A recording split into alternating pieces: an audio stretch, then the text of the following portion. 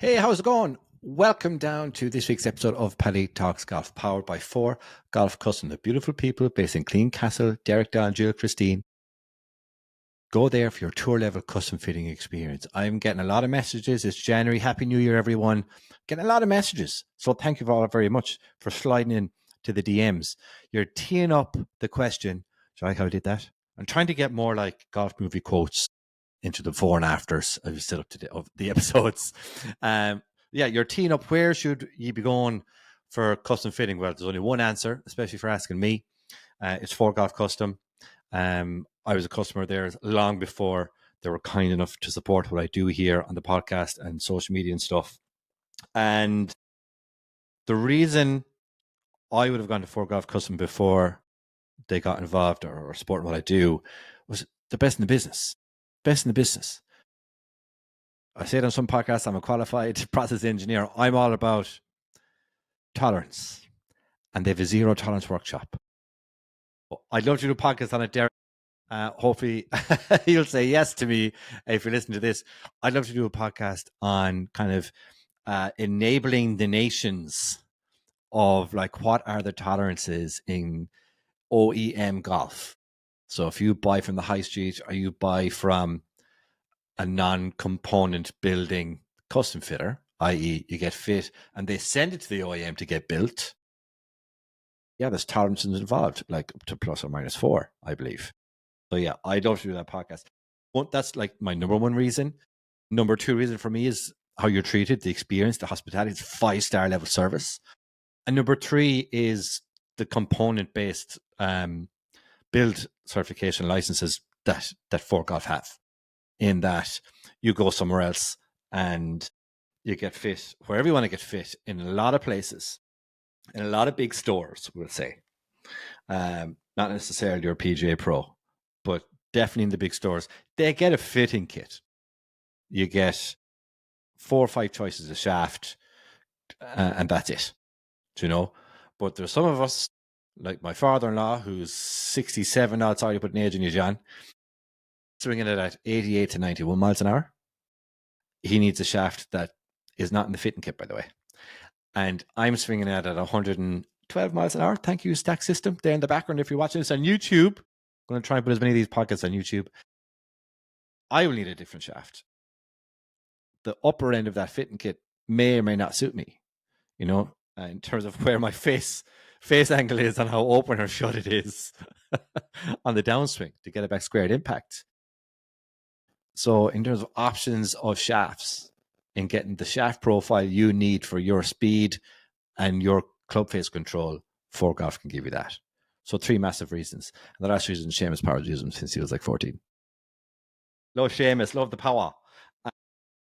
Loves me county. So yeah, that's why. So thank you to 4Golf Custom and all they're doing. Looking forward to doing more and more and more. And looking forward to a great year in 2025. This week's episode is all about growing the game. An actual entity that is growing the game, folks. And through this chat I had with them, it's our second chat. They were on in episode 55. It's Tom Hayward from Clutch Pro Tour. I won't say any more. I've kept you long enough. Roll it there, Colette. Tom Hayward, are you ready to tee it up? Yes, I am. Definitely. 140 or so episodes later, I have you back on. That's about 4 years. Yeah, and probably still the same dreadful wallpaper behind me. Apologies. We weren't in video back in 2021, but we are now. So this is everybody's first go at the exceptional wallpaper. I actually re-listened to the podcast earlier today, and points we cover. So episode 55, folks, learn all about Tom Hayward and like the foundations of Clutch Pro Tour, which has grown and grown and grown to what it is for 2025. Back then we discussed, your tournaments at the time, and you might say, that's all different now. At the time, Clutch were very involved in how the course was set up for the golf clubs they were involved with, rather than leaving it to the greenkeeping team. So, getting it to a tournament level standard. Big focus on good hospitality experience for players, breakfast, lunches, packs and bags at the first tee, all those 1% for a better experience, to give golfers better purses and consistency of tournament golf. For mini tour players to fledgling pros, elite amateurs, and even amateurs, I think of 5 could play at the back. So even Paddy here could tag along at the back of the field, but really want to give that high level like pro tour experience, for folks who mightn't have a level of status. But ultimately, at the time, it was, I don't know, was it one or two in the Order of Merit got challenged to our starts, and even the AMs could get that at the time. So that's the ChatGPT summary of episode 55, if anybody's looking for it. What has changed, Tom, 4 years later? Yeah, a lot's changed, including my waistline and weight and all that stuff. But no, on a serious note, the tour's grown nicely. We're continuing to offer bigger and better opportunities to the players. Purses are increasing slowly. Incentives to Challenge Tour, the two big things that our players require and need for their careers, or need from us as a service, is pathway status and opportunities to develop their careers. And obviously the financial side of it is very important as well. So trying to find ways in which we can continually provide bigger and better financial incentives to the players is also really crucial for us. Absolutely. So in terms of how it's developed, I got sent through some PR bits from yourself. So I think at the time it was like all around the UK like 4 years ago, and that's developed into an international series from February to May, which the deadline to enter is today when this podcast goes out. We're recording this one fairly close to the deadline day for the international series. Those events are more so in the UAE, I believe. Then we're into UK events from May through September, and then back over for the Tour Championship. So that's correct. Yeah. February to when? February to October. Quite the season. Yeah, February right through to October in 2025. Yeah, I mean, obviously there was, I think, when we last spoke, there was a big void that had been left in the market with Europro leaving, and they'd obviously done a brilliant job in the market for a long period of time, and all of the development tours were left in a position whereby we had to make some changes. Someone had to try and take on the mantle that Europro had for a long time. Unfortunately, we were given those responsibilities, and it's something that we obviously cherish, and something that we want to try and emulate as good a job as they did, and continue to try and forge our own path and make the tour as successful as it can be for everyone involved. But, the big thing for us was, obviously, our job is to cater for developing golfers. So the way things have changed massively for us as a business since that period of time is that we now have a 2-tier structure. So we have tier 2. I was going to ask, I see tier 1 and tier 2. Yeah, so fire ahead. What's that all about? Yeah, so tier 2 is, I guess, that's really what Clutch used to be. So a completely open access platform. Like you rightly said from the recap of our last chat, anyone can enter those events. Amateurs can play alongside the professionals, not just your elite amateurs who are trying to forge a career in the game, but your club golfers as well. So they can get the professional experience. All of those events, or the majority of those events, are all multi-day. So it's still good value for money for the players. It really caters for anyone, whether it's a Challenge Tour player who's having a week off and just wants to have an easy event close to home that they just have to jump in the car for, or whether it's a young PGA professional or an elite amateur, like I said, who's looking to turn professional. Those events cater for everyone. And then obviously the tier 1 structure that we now have, the tier 1 platform, that's really taken over from where Europro left off. So that's the official pathway tour now in the UK and England to the Challenge Tour. And that's where the majority of our full-time professionals are competing. That's where they're focusing most of their attention, so they can try and take that next step in their careers. I'm counting here on the tier 1 schedule. There's 19 events, including Tour Championships. Correct. And be quicker, ask you, how many are on the international series? So there's 5 at the start of the year, and then we finish with 2 events at the back end. So there's 7 international events on the tier one schedule in 2025, and that's the first time that's ever happened, really. So that's a big step and a big development for the tour. Obviously, a big adjustment for the players as well, but something that we think that players are already seeing the benefits of, and something that we think that once it's done and once it's delivered and once players experience the golf and the venues in the Middle East, it's something that will become a real key focus and central feature of the tour moving forward. Absolutely. From doing this podcast, what I've learned about pro golfers or fledgling pros or guys and girls with X amount of status, they have 6 Challenge Tour starts or 12 or whatever it is, 2 months worth, is the consistency of tournament golf. So straight away, I'm looking at Clutch Pro Tour for them, like, well, that's my baseline. I can, because I'm a planner, Tom, and if I don't know what I'm doing golf wise for like an 8-week stretch, this is great for someone who, to schedule their year. And if good things happen, they might get a start here and there on a Challenge Tour, or they might qualify into something else. but it's great for structure and also to manage costs, because from talking to guys and girls, like, to get around Challenge Tour is a £50,000 price tag for the year, travel. Yeah. Yeah. You know, how does the order of merit work? So you play 18 tournaments, ideally 19, getting to the Tour Championship. How does the order of merit points work then?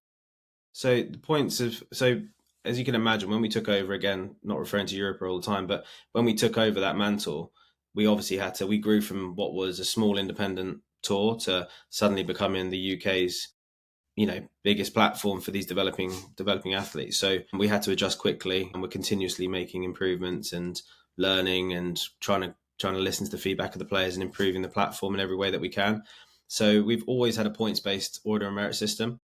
That needed adjusting in 2023, which we did, and then now the points, or the percentage points breakdown, directly reflects that of the Challenge Tour. Obviously, that makes complete sense, as opposed to having our own bespoke, unique system that we previously had, which, to be fair, had always served us well. It was important for us to align more closely with the system that we're feeding into. So our percentage breakdown works exactly the same as the Challenge Tour in terms of the percentages.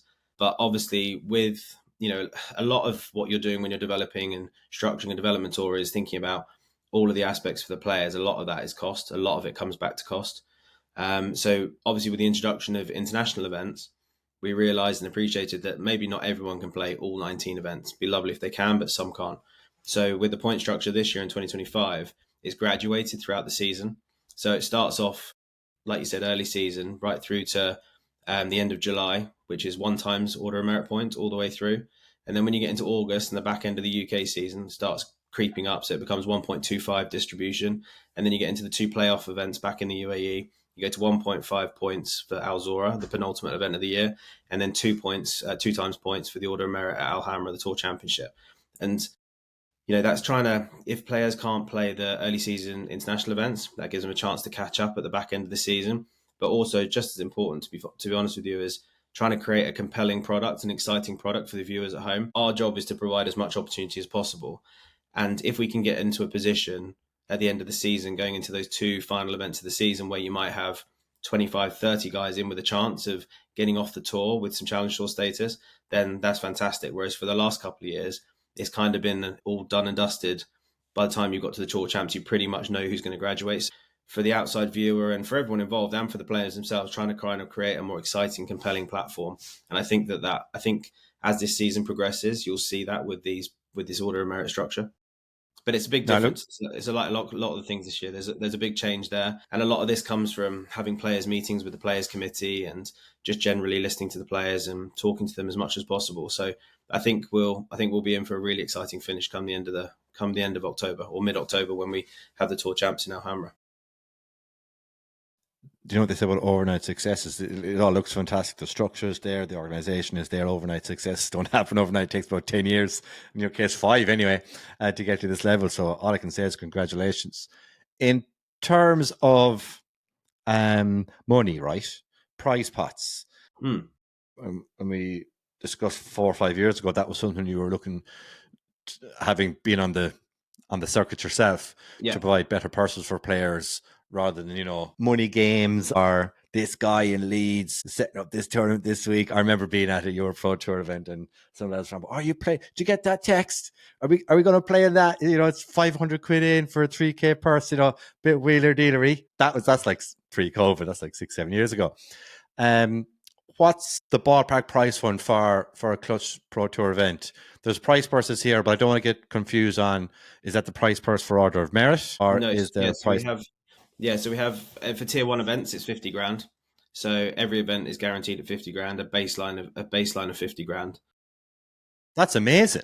Yeah, it's good. So it's bigger than anything else in. Obviously, it's all down to what you charge for the events as well. But it's 50 grand prize funds guaranteed every week. That's the minimum guarantee as well. So if you factor in with the majority of the events, you're going to have a 36-hole cut, and there's also reserve money there. So not always huge amounts of reserve money, but there is, often a little bit there for those who are tied making the cut. So that takes that purse normally above the 50 grand mark every week. And then the Tour Champs in 2025, or for the last 3 years, we've always delivered at least one event at 100 grand. This year, that's already been guaranteed as the Tour Championship. So the Tour Championship will be 100 grand. 50 grand is typically is the biggest prize fund event at development golf.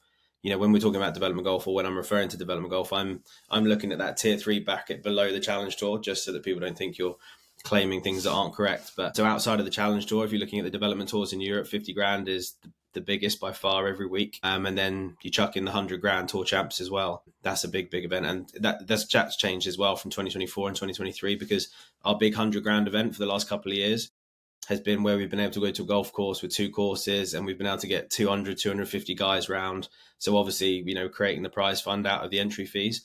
Whereas this year we've changed that, put the big carrot at the end of the season for the Tour Championship, which will be an event capped to 100 players. So more reward, more exciting for those that have committed to the Tour for the full season. Good payouts, 15 grand first prize for that Tour Championship. So yeah, they're big carrots. And there are other important things that when you're looking at this in detail as an organisation, there's no levies on this.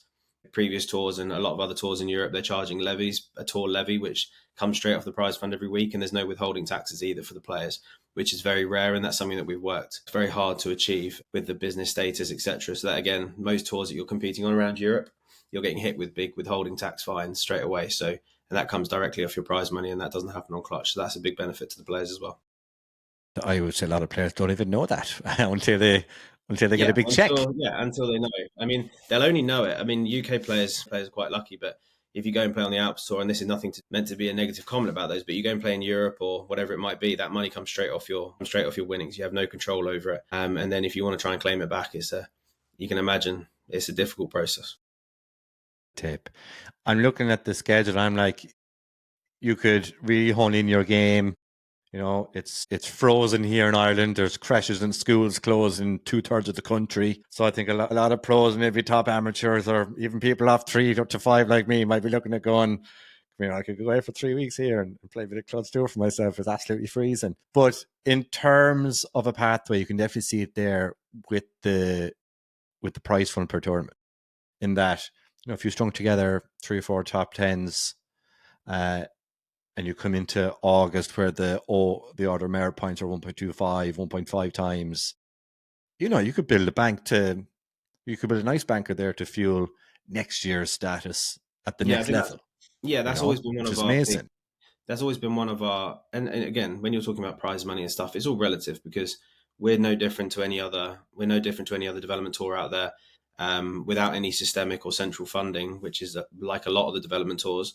We are creating pretty much all of the prize money out of player entry fees, bar the exception of some events like the Tour Championship. So, you have to always bear that in mind. But, what our core belief was, charge a little bit more money, but then the players can definitely reap the benefits and earn more money across the season. And in our view, and my belief, is that those who are graduating to the Challenge Tour at the end of the year, they need to have had the opportunity to have earned enough money that not only have they covered their costs on Clutch Pro Tour, which is expensive in itself, but they've also got a little bit of money in their back pocket to just get going on the Challenge Tour the next year. So again, if you look at the Order of Merit champions over the last couple of years, they've, the Order of Merit champion this year won well in excess of 40 grand. Last year, one of the players, Brandon Robinson-Thompson, had an incredible year, and he'd earned over close to 45 grand through just 9 events. And then he graduated straight onto the Challenge Tour. So God knows what, in the form that he was in, God knows what he would have ended up earning on Clutch alone had he stayed on Clutch for the rest of the year. But obviously he did a brilliant job in securing his playing rights on the Challenge Tour mid-season, through the invites we gave him. But again, this year with one more event and higher prize money event at the end of the season, and also with the new bonus pool, we've just put on a new 30 grand bonus pool for the top 3 players in the Order of Merit. I imagine the winner of the Order of Merit is going to walk away with 50, 60, 70 grand, I imagine, this year. That's outrageously good and attractive. So in terms of attracting the fields, is it purely based on cash money, or like for the likes of me, maybe tier 2, I might look at course first? Is that part of attracting bigger and better fields to Clutch Pro Tour aside from the money? I mean, it's been a bone of quite a lot of contention really in the UK for a number of years. I mean, when there were previous tours in our position and we were just running one-day events, obviously, as you can imagine, when you're running a one-day event, it's a damn sight easier to get a good golf course because the course fee's only for one day.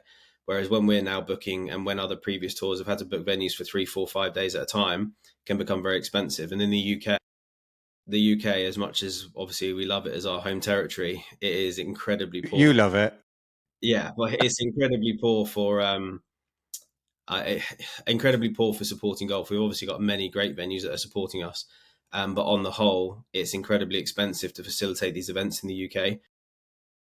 So yeah, so standard of course has always been a core aspect for us, and actually has been one of the reasons, a key reason behind the scenes why we've looked at international options. Because when we go international, if you look at the standard of venues that we're going to internationally, so LA in the first event, that's got a Challenge Tour event 3 weeks later. So Challenge Tour, DP World Tour standard venue. Livy in Oman is a lovely golf course. Could hold Challenge Tour if it wanted to, but it's kind of more of a private members club. Al Mouj is voted second best golf course in the whole of the Middle East, just behind Yas Link, so it's unbelievable. Al Hawara in Morocco, where we're going back to back in the end of April, start of May, that's voted number 2 golf course in the whole of Morocco, so it's an absolute joke of a place. And we were desperate to try and increase, improve, or maintain our standard of venue. In the UK, we've actually lost a lot of our signature venues purely because of cost, which is a shame. I can, running our business like we run it, I understand how important income, revenues, and everything is, but it's a shame in the UK that we can't systemically find a better way to help support these events, not just on my tour, but on everyone else's tours. Yeah, it's tricky. Retaining the standard of venue is very, very tricky. We're incredibly grateful for the venues that are signed up for 2025, and many of those venues for 2025 are already signed up for 2026. We're always almost like working now on a 2-year cycle, trying to get venues secured. But it's definitely been a point of difference between Clutch and other tours in the past, and hopefully we can continue to do a decent job on that. And it's not just about the venue, it's also about how the golf course is prepared, because you can have an incredible golf course and layout, but if it's not well presented, and you don't have a good working relationship with that venue, and it's hard to deliver that golf course in the right condition. You'd rather be on a maybe slightly shorter, more members standard golf course, but if it's in great condition, then that can elevate the feel of the whole event. So it's a balance between conditioning and setup, and hopefully we can continue to do a half decent job on that front. At the challenges of putting a tour together, huh? Yes, it's a bag of fun. A man is a bag of spiders, it must be, they'd say in some parts of Ireland, to put this together. I'm assuming, and you can strike me down because I must probably be wrong, how much of this is dependent on partnerships? So I'm looking at Challenge Tour, Mizuno, Rapsodo, Caddy Club, Moto Caddy. The logo is too small on my screen to see the last one there. Is there a dependency, or is that part of giving the player experience? What part do the partners of Clutch Pro Tour have to the tour, to the schedule? The partners events are crucial. I mean, we've been our whole business model we tried to design it in a slightly different way, where rather than being dependent on partners to deliver every event, so traditionally, stereotypically, and the way that a lot of events are run on the continent at this level, a schedule is released very late, or it's very patchy when the schedule is released, because they're dependent on a sponsor for that event to run. Our model is completely different. We are dependent on numbers in the system. If we have enough members and enough players playing our events, we guarantee everything off our own back, regardless of sponsorship. But the sponsors come in vitally to help us deliver things that probably most players don't realize that we do. For example, to retain our status every year in the system with the DP World Tour, we have to fund a fully ranked Challenge Tour event. So that's a huge amount of money every year. And the partners play a hugely vital part in delivering that event. They also help prop up events on Clutch Pro Tour directly. So they allow us to do things like the Tour Championship, the guaranteed player prize fund bonus that we've put out for 2025. That all comes off the back of negotiations that we've made with sponsors. How can they help year on year to help drive our vision forward and drive our product forward for the benefit of the players? And then also on a much smaller level, like you said, gift incentives. For example, Mizuno will give discounts to the players, so will Rapsodo, so will Motor Caddy, so will Caddy Club. So there's little retail or benefit in kind deals that the players can benefit from. But mainly it's the incentives that they can help provide. So with them putting their money in and their finances in, it helps us fund not just Clutch events, but Challenge Tour events, which is where we get a lot of our pathway status from. And that's what our pathway status is contingent upon. So there's a multitude of ways in which they help. So you could say Clutch Pro Tour and the affiliate partnerships are truly the grass level roots, or maybe just above it, of actually growing the game. The stuff other tours say they do, but you're actually, a big part in development. There's an awful lot said in the game. Everyone talks about growing the game. No one is growing the game apart from not just myself, but all the other great people that run all the other great development tours that are around Europe. You've got the guys up in Scotland doing a great job, and the partners that are supporting tours like us. I know that Paul Laurie and Michael up in Scotland, they get some great support from partners. The partners that are supporting us, they're the ones that they deserve a huge amount because they are genuinely interested in growing the game. Like MotorCaddy is a great example. They were a big supporter of Europro long before they joined Clutch Pro Tour, and they joined up with Clutch purely because they wanted, hopefully they're like us with our going into our fourth and fifth year with them. But I think I was going to predominantly, say we mentioned them 4 years ago, so they're in for the long haul. But predominantly it's because they have a vested interest in developing talent. They obviously see benefits in it for their own business as well, but predominantly they want to be seen and want to align themselves with supporting that next level and those rising stars. And again, if you're a brand like a MotorCaddy or a Mizuno or Rapsodo or Golf Carts Europe or any of the amazing brands that are supporting us now, if you look at the success that development tours, not just what we're having now, but the likes of Europro and everyone else around, you see these, you look at the guys who are the best European players, like best UK based players now on the DP World Tour, your Dan Bradburys, your Dan Browns, those guys to name a few. Those boys all came from the development tours. Rich Mansell, they all worked their way up through. I know Tom McKibben was slightly different, but he still played in a few development events, and that serves the purpose. That shows the purpose of these development tours. And there must be a lot of benefit and a lot of kind of feel good factors for these brands when they're supporting the process and the pathway of these players. Absolutely. Absolutely. I have a couple more questions, then I'll leave you sift through all the last minute entries for the international series. You have your schedule lined up. You have the partners lined up. You have a bigger team now than you did 4 years ago. Longer season. What are your top 3 priorities for 2025 and this year's schedule? Oh, good question. So operationally, we always need to move forward. We're a service provider. That's what our job is. So we always need to improve operationally. Continue to listen to the feedback of the players and try and do all the little small things right. You referenced earlier on about the 1% that we try and offer players with regards to accessories and water and bits and food and snacks and hydration and stuff. Even from the behind the scenes, the operational stuff, the communication to players, all of that stuff needs to improve. So just our operational capacity in terms of the scheduling. Obviously now that we've taken a big move to go international, we need to deliver those events to an extremely high standard, and we need to prove the value to the players because it's important because they are having to invest to go out there. And thirdly is just push for more opportunities. Like every year we work hard to get our stuff out before everyone else. So all of the invites, all of the cards, but we don't just kind of release it and then rest on our laurels for the rest of the year. There's still big improvements that we can make. So if by April, May, June, we can offer another batch of invites or a couple of DP World Tour invites or whatever it might be, that's really our next goal. Once the entries start rolling in and once we've set our prize funds and set our schedules, it's then about continually trying to improve that product so that you kind of exceed expectations as opposed to under deliver, if that makes sense. Under promise and over deliver is my favorite thing to do at work. So we're aligned on that front. Sing the work you're doing, coverage of the tour. I think Europro used to end up on Sky Sports a couple of times a year. Remember, serves me right? No, Europro had brilliant coverage for the players. They had it weekly, so yeah, nearly every event was covered. It was on like the following Wednesday or Thursday, I think it went out. What's the plan there in terms of media showcasing what you're doing from both an awareness perspective, from player pipeline for your tour, sponsorship and partnership opportunities? What's the plan there? In, I suppose, would you call it marketing? Would you call it social? Like, it's not all under social media.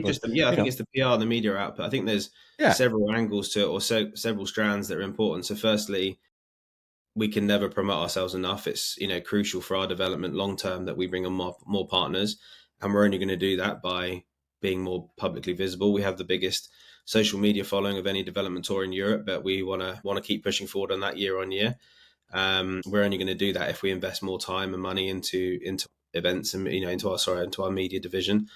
But also from the player's point of view, something that I was always acutely aware of when I was playing was that there wasn't always, apart from Europro that had TV every week, but even outside of their TV, there wasn't a great opportunity to showcase yourself. So every tier one event of every day of every tier one event, we have videographers there and photographers.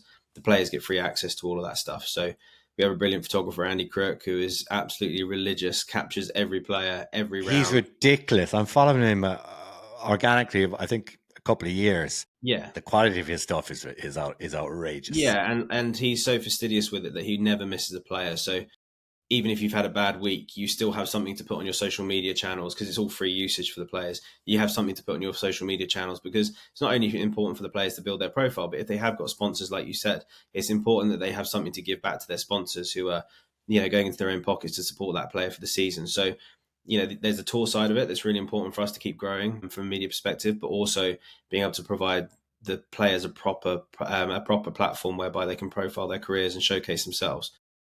Obviously, over the last couple of years, we've had a few events showcased and broadcast on Sky Sports. And obviously, we continue to do that. I'm sure we're going to have more shows. We'll definitely have more shows in 2025. The only issue we have with that is funding. So it's a bloody expensive project. Videographers and photographers are about, what, $2,000 a day? Well, no, Each. Easy. we're very lucky. Andy Crook would love if I was paying him that much money. Maybe Our my guys, rates are too high. our guys are fantastic, and they kind of buy into what we're doing. But with the TV coverage and the production stuff, it becomes very costly. And again, you got to weigh up. You got to weigh up where the money's best spent. So, and we'll definitely have more shows on Sky Sports in 2025. And we're working hard to raise sponsorship to cover more coverage. Yeah, we'll see where we end up, but there'll definitely be a few shows in 2025. But it's definitely important for us to do, as much as it is with the social media and trying to grow our YouTube output as well. Absolutely. Just when you mentioned there about like giving players their access to photos and imagery for free, like that, I know it's done at like challenging DP World Tour level, but they get like a capped level of access to the photos and stuff. Yeah, I But think in it's changing even more terms, now. I think some of the manufacturers and stuff. I'm not fully sure on the details, but every business is trying to commercialize every aspect of their business now. I think brands and manufacturing stuff are now getting charged on DP World Tour events to even go and shoot their talent. So again, it's not just important for the players and us, but it's also important for those partner brands that are supporting the players. So if Mizuno want to pop down and do some content creation or whoever it might be, then it's kind of a free open book to everyone. that's excellent because I know someone, I feel like an awful stalker sometimes when I say this, someone I followed for years digitally is James Nicholas. So he would have been on like mini pro tours in the States, and I came across him because of photography, like an Andy Crook situation.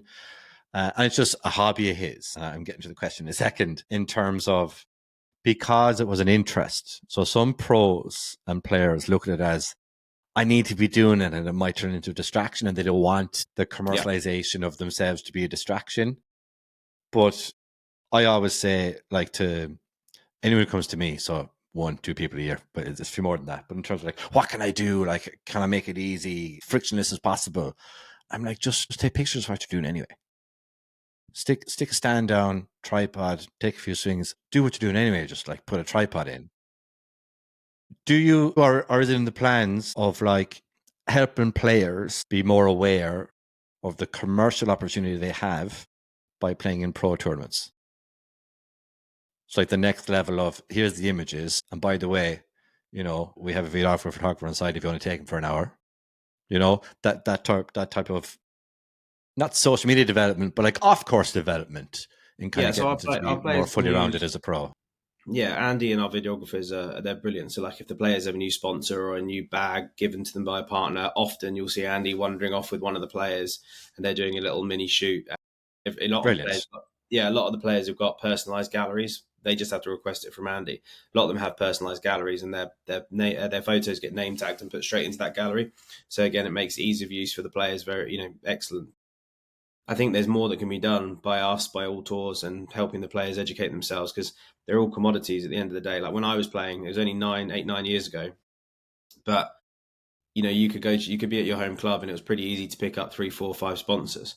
these days it seems to have changed. There's a lot more guys out there struggling for sponsorship, especially, just with the economic climate that we have. Most businesses got tighter purse strings. We know that because we have to work exceptionally hard on the sponsorship side of it ourselves. But definitely encourage players to do as much as they can on social media. I understand when I was playing, I was very anal and I felt like I had to be tunnel vision the whole time. I think if players can find that balance between hopefully they can use it as a way of enjoying their career a little bit more, as opposed to lumping too much pressure on themselves. When I look back at my playing days, all I think about is how much time I wasted worrying and being anxious and worrying about my golf swing, as opposed to embracing some of the places you go and the people you're around and the events that you go to. And again, now with social media, it's the perfect way to document it. And obviously, I'm sure this comes up a lot in some of your conversations, but there's one guy absolutely killing it in the world of golf at the moment with regards to his social media, in Bryson. He seems to have had like a full U-turn from being someone that everyone disliked to suddenly being, probably one of the most, adored characters in the game at the moment. I would say adored might not be the right way, but he's had a complete U-turn from being this scientific, crazy guy to being, one of the coolest guys out there. So, with an incredible following. So not obviously not everyone's going to be able to achieve that. And a lot of that comes down to the resources he has at his disposal. But it's obviously, there's obviously a lot of good stuff that can be done out there. And we are seeing more players doing it. We are seeing a lot more players paying attention to that side of things, which I think is only a positive, especially if they're trying to generate sponsorship. Absolutely. Like I can even see, I suppose, the high performance teams for Golf Ireland, the under 18s and like the guys and girls who turned pro maybe in the last year. And they're definitely a lot more active on putting what they're doing. They're doing it anyway. Number one, Alex McGuire. Yeah. He's doing a great job with that. Yeah. Like, and he's just putting down a tripod. This is what I'm doing today. Or while the golf course is closed, I'm hitting balls in the range of the snow. And like I think I watched it about 4 times. Do you know what I mean?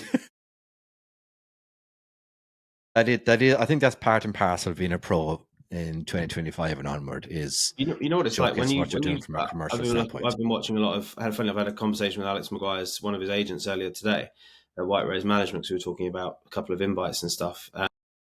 He, again, obviously I know Alex, so it's different. I saw he's got a nice golf swing. You know him, so you stop and watch it.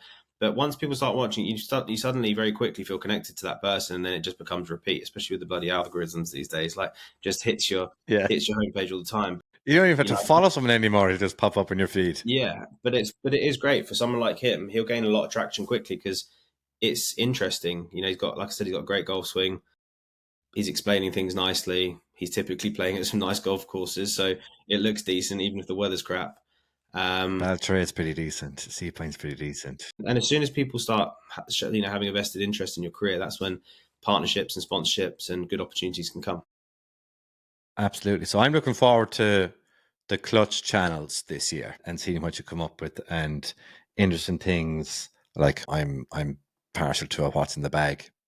So maybe that's a little like weekly reader we can look forward to some what's in the bag videos. It's a win-win situation. Player gets coverage, branch gets coverage. Last thing, Ireland. We said it like 4 years ago. It might have been after the podcast and a couple of direct messages. Ireland, links swing. Is that the goal for 2026? Yeah, we'd love. You can still be in. Let's not touch on any political lines. You can still be in the UK and be in like Royal Belfast. Mm-hmm. Yeah. So is that on the plan, or what's the story? Yeah, there's one Irish partner actually that might be. Well, fingers crossed it'll be coming to fruition before the start of the year and before the start of the season. And one of their contractual things is that they want an event back in Ireland. So obviously for the last few years we've done events in Northern Ireland.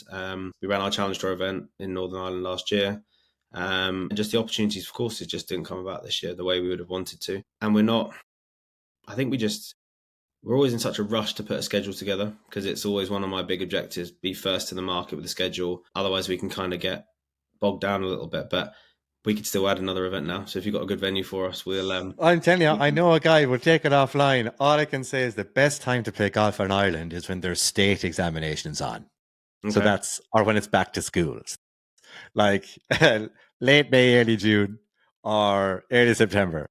Yeah. Anyone who's visited in Ireland, that's when I tell them to come. Okay. Because no doubt when you have like national exams in school to do, it's going to be 20 degrees outside. Yeah, okay. It's Got you. always the same. It's always the same.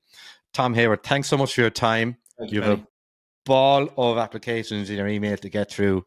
Anyone who's looking to play some high-level tournament golf, be it amateur or pro level, Clutch is the place for 2025. So all the information, I'll share what I can. It'll be in the show notes. Tom, thank you very much. We'll talk to you soon. Take care. Thank you. That was Tom Hayward. Loads of insight there into what Clutch Pro Tour is all about. If you're of the standard, i.e. not me, if you're of the standard and you're looking to play in Clutch Pro Tour, all the details are below. It's Clutch Pro Tour website. You're one Google away from being there, starting out your year schedule-wise, giving yourself a baseline, or giving yourself, depending on your standard, it could be a very good baseline so you can have a set schedule of quality golf tournaments whilst you endeavour to play in Challenge Tour here and there. I know a couple of lads personally who are doing that this year. And also, if you're an aspiring pro, and you're like, oh, where will I play? And I want to get yourself a great schedule. Mark Murphy said in this podcast before, it's my favourite statements. Go to Florida. They have a tournament every day for a month. Go to Florida for a month. Play every day. If you can't win in that tour, you can't win in any tour. One of the best sound bites I think that has ever been put out in this podcast. So if you think tour life is for you, if you want to be the next Rory McIlroy, fantastic. If you don't have status, it's not so fantastic. And it's tough.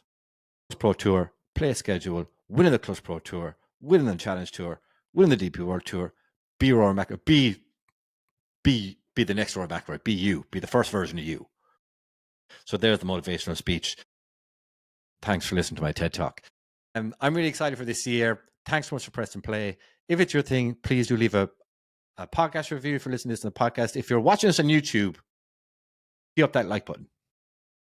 Tee it up, smash it. All in.